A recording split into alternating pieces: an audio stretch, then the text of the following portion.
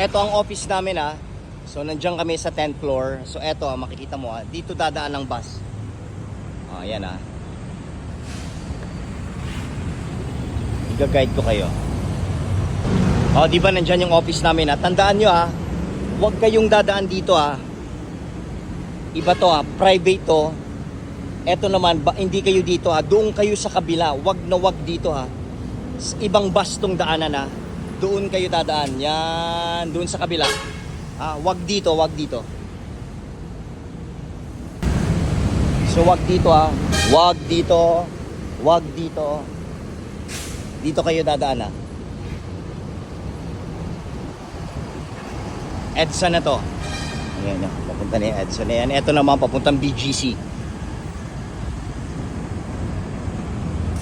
So dito ang daan nyo. Ayan, nakikita nyo yung mga bus na yan.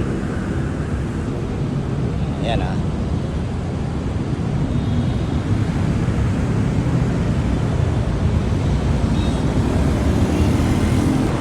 Ayan di ba? Dadaan kayo dyan, di ba? Dyan na ang pasok nyo. Huwag kayo sa bus entrance 1. Doon kayo sa bus entrance 3 1, 2, 3. Pupuntahan ulit natin.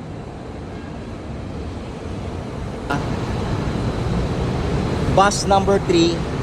Papunta kayo doon.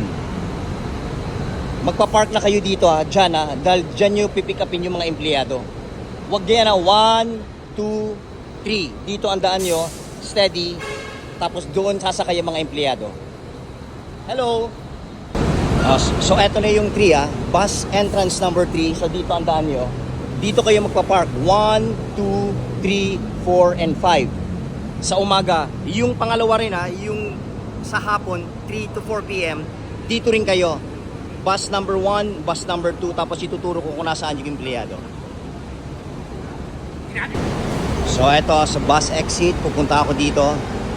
Tandaan nyo 1, bus entrance 1, entrance 2, entrance 3. Doon kayo sa entrance 3. Dito ang daan ng mga empleyado namin.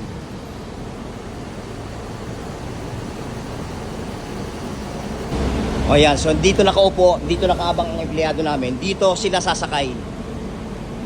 Ayan So ayun yung entrance number 3. So diyan kayo dadaan.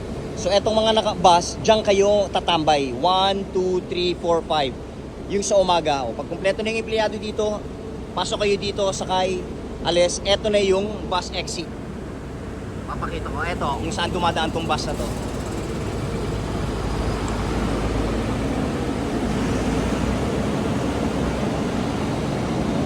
Ayan, exit na yan. Palabas na yan sa EDSA. Palabas na yan Alright. Okay, sana clear na. Basta pag may problema, tawag lang kayo sa akin 0917-639-2952. So dito tayo. Thank you.